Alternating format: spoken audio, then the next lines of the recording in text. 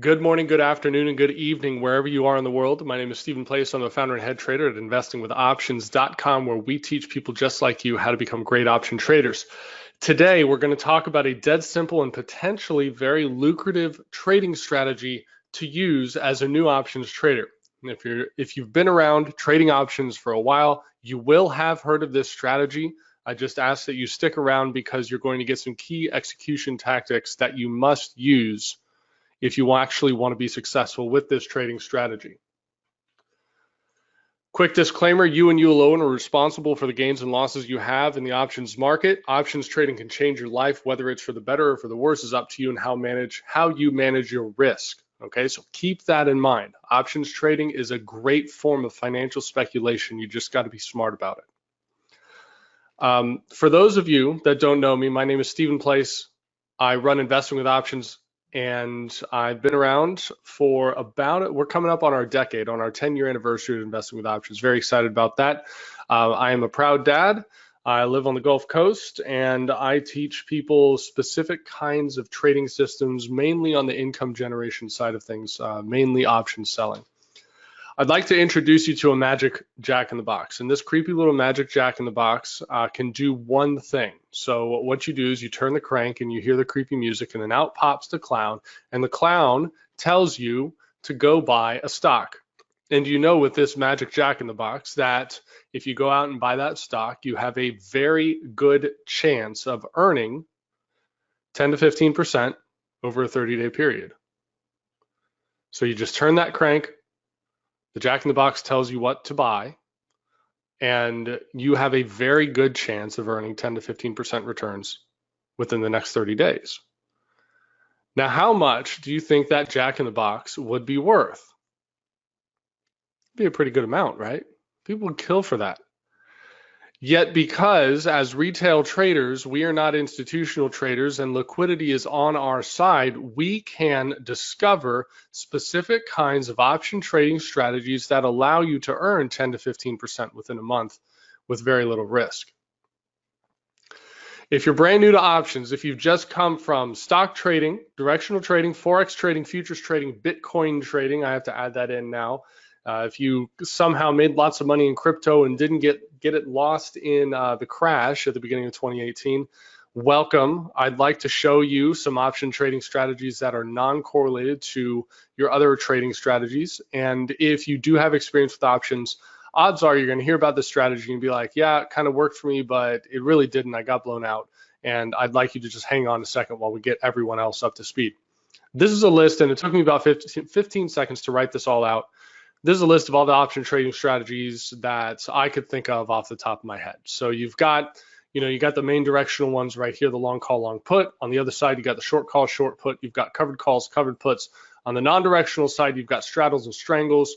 More non-directional stuff, you've got like iron flies, iron condors, and you got butterflies and ratios and call overrides and seagulls and strangles and diagonal spreads, and it kind of goes all over the place. There's a lot that you can do in the options market. There's a lot of different opinions that you can present and potentially earn very nice returns off of those strategies. There's not one right or wrong strategy here. All of these can make money in some fashion or another, yet there is a lot going on, right? There are a lot of things. What we need here is to distill them down into something that says, you know what, this makes sense for me. I just want one good trading strategy to work with. And once you get that one good trading strategy, you can then expand into other option trading strategies.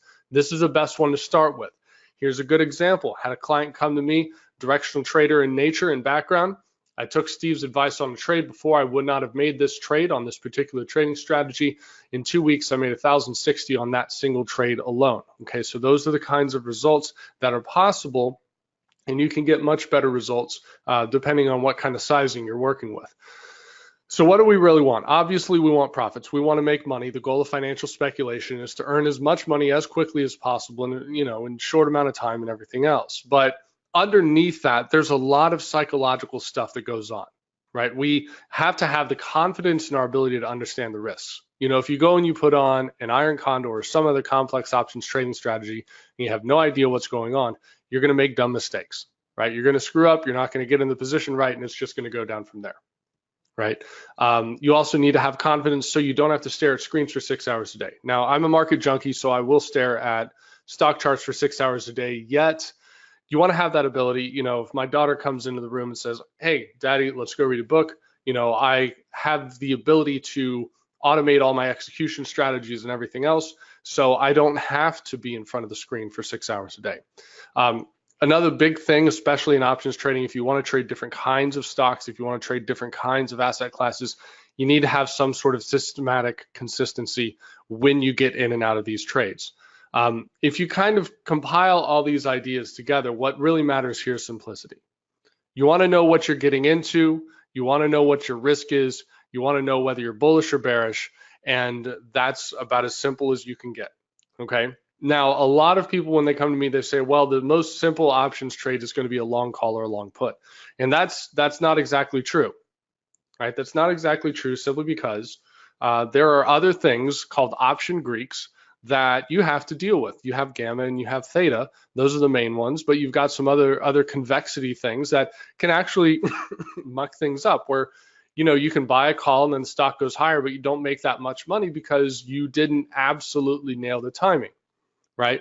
And then you can flip it around and you can say, all right, well, why don't we do short puts and covered calls? And there's nothing inherently wrong with any of these strategies, but when we talk about simplicity and brand new options traders, you know, the problem with covered calls and short puts is that you do have that unlimited risk, right? Where if things go wrong, if you aren't protected, all right, in the event of some kind of a strong move, and if you don't know how to properly roll and manage your risk with that, you can get in a lot of trouble.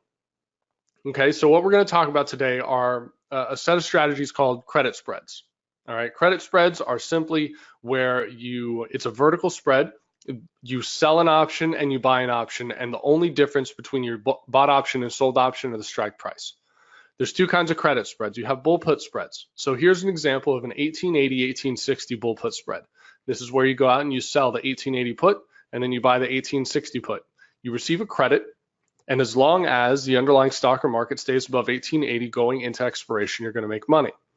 Now that's a tricky saying. I just want you to bookmark that in your head, because we're going to get back to that in just a little bit. This is a bullish position. All right, you should only get into this trade if you are bullish on a stock or a market. Okay, this is a bear call spread.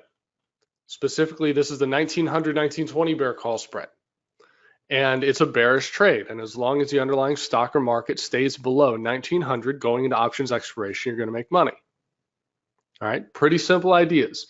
If you've been anywhere near options trading at all, you've heard of these strategies. And these are very good, potentially profitable strategies that deliver consistent profits month after month.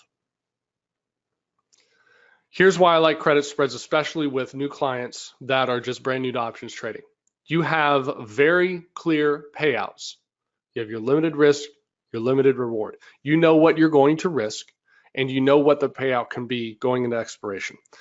I prefer credit spreads where I risk more than my reward, because there's always going to be a trade-off between risk, reward, and odds. And I feel that I have much more wiggle room on a trade if the odds are in my favor. Okay, that's why I like to risk more than my reward. That doesn't mean I'm going to hit max risk whenever I lose. There are other adjustment strategies to consider, but that's what I look for in these kinds of trades. Also, they have what I call clean Greeks.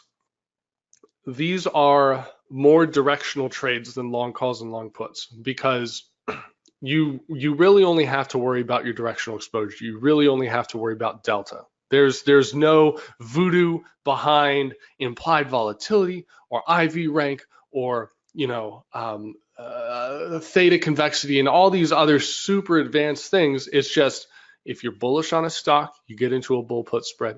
If you're bearish on a stock, you get into a bear call spread. Okay, it's that simple.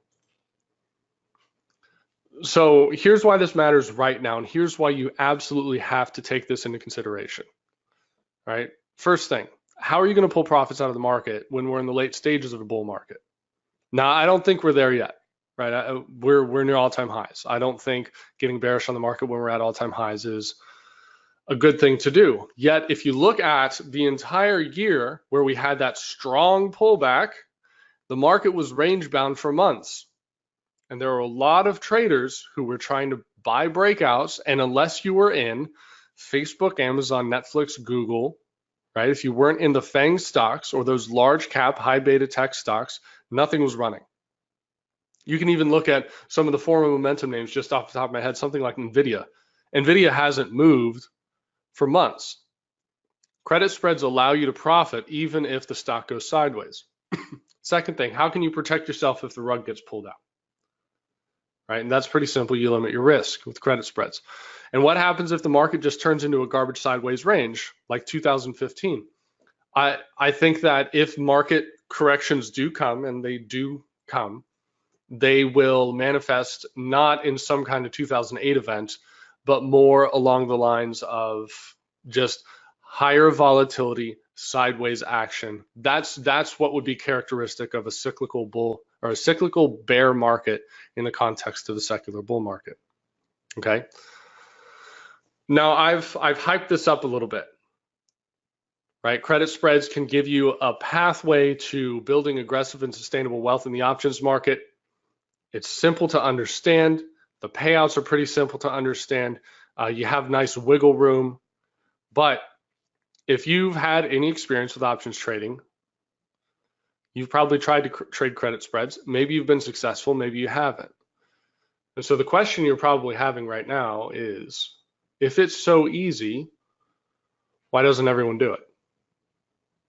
And that's a fair question, because there are other things to consider besides the strategy. There are other things to consider with respect to execution tactics and how you enter trades and how you exit trades. That kind of idea expands throughout whatever asset you're trading. Isn't it always interesting? You know, if you follow Trade Alert Service, for example, they go out and they say, oh, I'm going to buy this stock at 100. And then you don't do that alert. And then the stock runs. And then you say, okay, I'll do the next one. They say, buy this stock at 200. And then immediately it dips. It's not about the kinds of signals you're getting. It's as soon as you put risk into the market, as soon as you start risking money, there is an immediate change in your brain where there's a small part of your brain called your amygdala, and it's called your lizard brain. And it is fight or flight. And so as soon as you have the possibility of losing money, your entire perception of the market changes. And that causes you to do goofy things with your money. It causes you to hold on to risk longer. It causes you to force your way into bad trades. It causes you to take winners way too early. It causes you to do all sorts of things that work against you, even though it's just that full release to say, okay, you know, I'm not going to make this trade a loser. Okay. Just in as example, I do have a credit spread trading service called Proactive Spreads. This is a profit curve from it.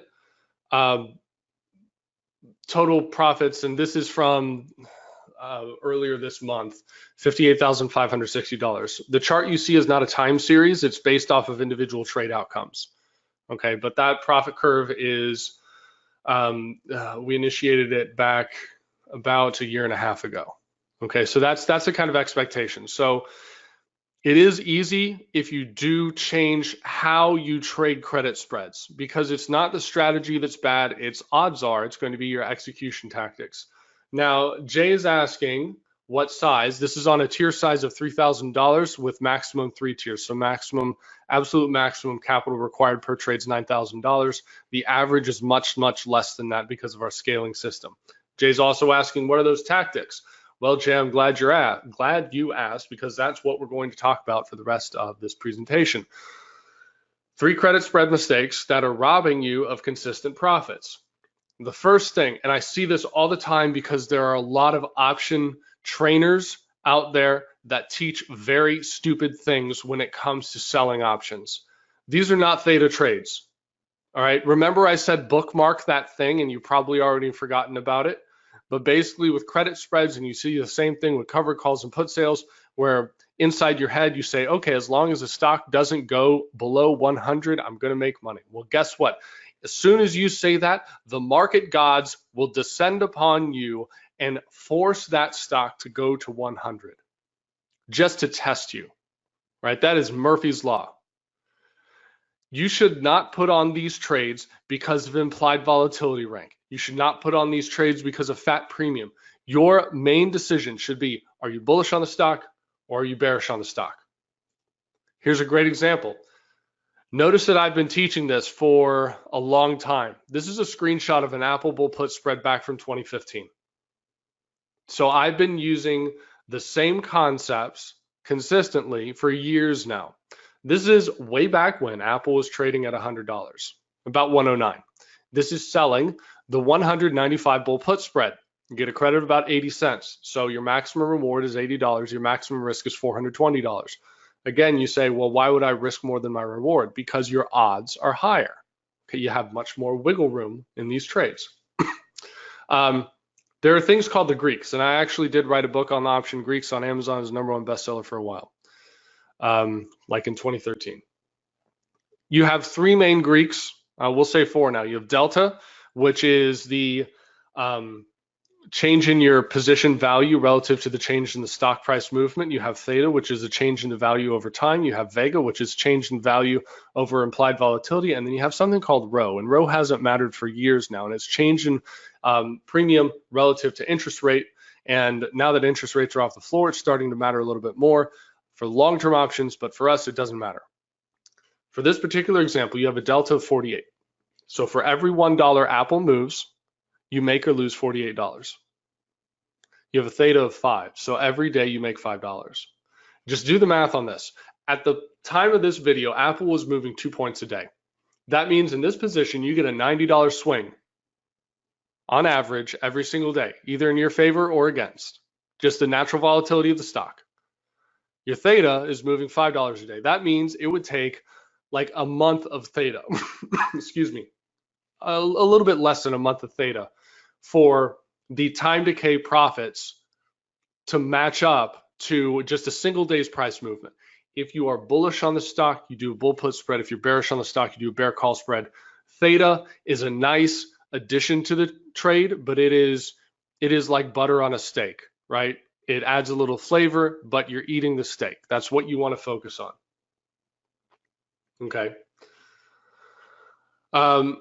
Credit spread mistake #2. Now Jay's asking, can you go over any trade that went against you and how you defended it? That question is beyond the scope, but this credit spread mistake #2 will we're going to flank that question a little bit, right? Because you say, I don't want to risk a ton because I know as soon as I do, the market's going to crash, right? That's what you're really thinking. You're saying, oh crap, as soon as I sell some put spreads and I say, as long as the stock doesn't go below 100, the stock's going to go below 100. We can adjust our execution technique by not going all in. Do not go all in on these trades. Here's what I do. I use a simple scaling system, 3 tiers total, where I say, all right, I'm going to sell at 80 cents. I'm going to sell some more at $1.10. I'm going to sell some more at $1.40. And then I scale out aggressively in these trades. I'm almost trading like a market maker. Now, here's the very cool thing that you can do. You can automate your executions. You can use good till cancel limit orders and first trigger sequence limit orders. So you can almost have an automated trading robot. The third thing, trying to trade everything. Okay. There is a problem called procrastinating. If you have a career or, you boredom trade where you're trying to trade 4,000 stocks and everything under the sun, I don't think that's particularly useful. What's easier, finding a stock that's going to go up 100% or trading the same stock 10 times, earning 10%? All right. That little creepy little magic jack in the box is giving you all the answers saying, you know what, you can earn 10 to 15% returns in a month.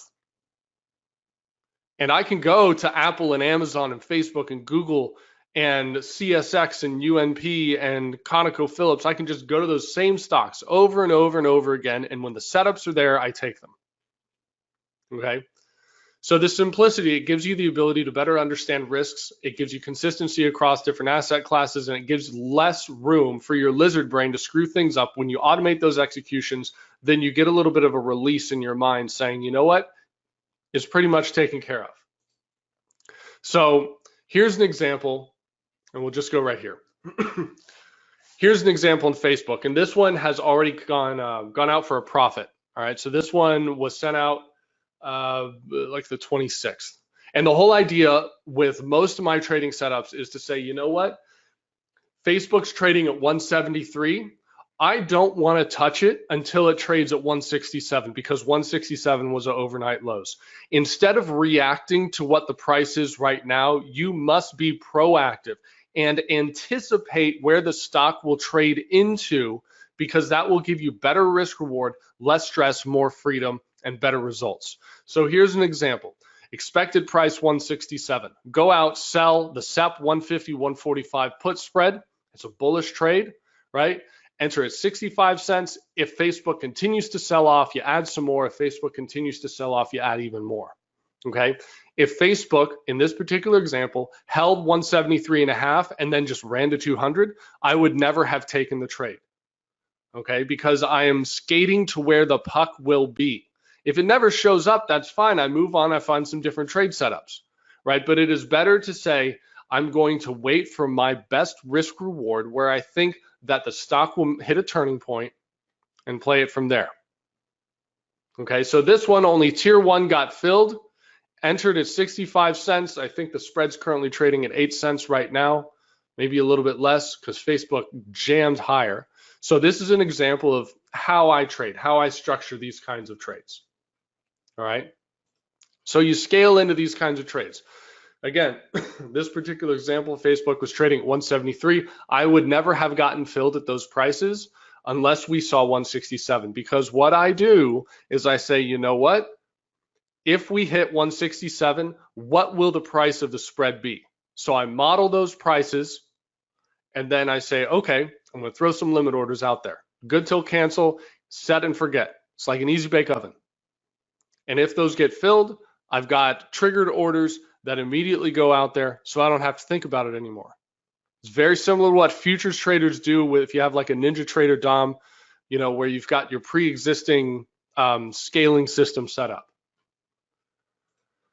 So what I'd like to share with you today, I'm going to teach you to fish here, right? Couple different questions you probably have. What stocks do I pick? I don't want to look at 4,000 stocks to chase all at once. So I'm going to give you the screening system I use to find, you know, it's about 50 names that I follow at the same time.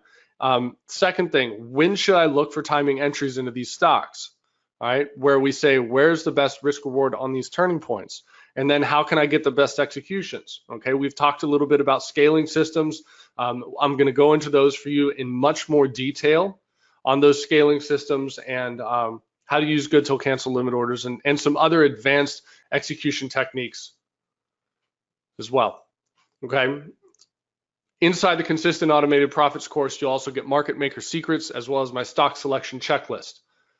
Today, that is only $7. And the reason that it is priced so low is because once I teach you to fish, you will become a client for life. Once you understand how this works, then you will look at some of my other courses, or perhaps you'll join me inside of my trading service.